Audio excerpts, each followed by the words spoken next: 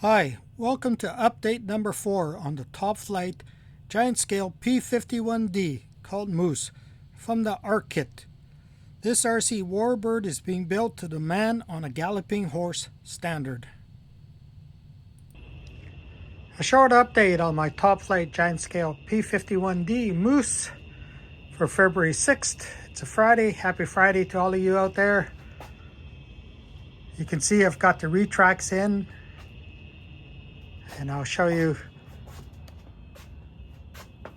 the installation.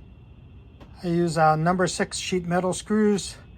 Make sure you use a shorter screw on this side or this side, because that's where the air cylinder is and you don't want to drill through that. I'm using Dubro threaded light foam wheels. I really like these wheels.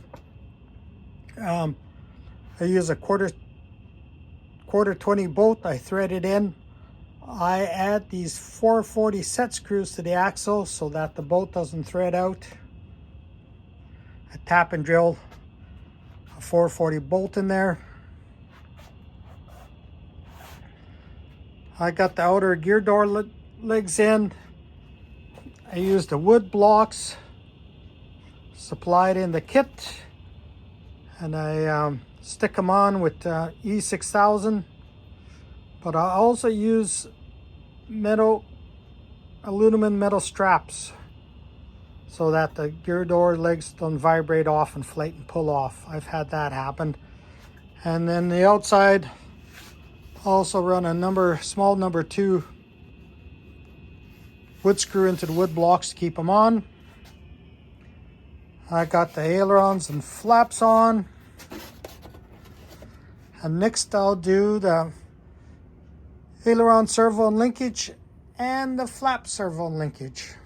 Alright, just a little update on my aileron and flap servo installation on my giant top flight P-51 ARC Mustang Moose. On the inside of the bay, I mark RA. You can guess what that means, right aileron. And using the stock plates, I got the blocks epoxied in. And what I've also done is countersink a wood screw. You can't see this one, it's under the deco. Just to make sure the blocks don't come loose. And I mounted the servo with these nice head socket screws. Marked the corresponding plate, RA for right aileron, and which in an arrow toward the leading edge. So when I drop it in, it's gonna fit like so. This is how I secure my flap and aileron extensions. I use a plastic servo clip. They come from China. They work pretty good. And I also use a piece of 3M electrical tape. Wrap it around to secure it as well, because you don't want those coming unplugged. Good morning for February 9th, 2026. An update on P-51 Top Flight ARC Moose. As you can see, I've completed the flap and aileron linkages. I make my own custom length threaded push rods using the rod chuck method. I did a previous video on it, and I'll put a link in the bottom about it. What you want to remember between both wings is that you want to use the same screw hole on the horn and the servo arm between each wing so that the throws are the same. Same with the ailerons. And if you're using the Sullivan clevises, make sure you include the clip on the end and the 440 lock nut from stop the push rod from turning out and changing your trims.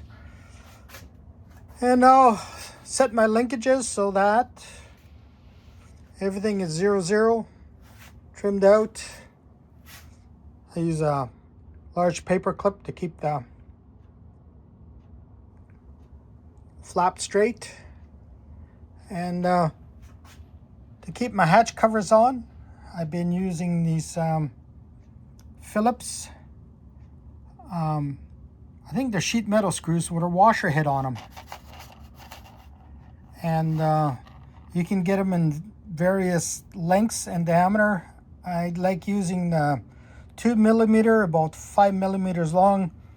You can get a pack of 100 on AliExpress.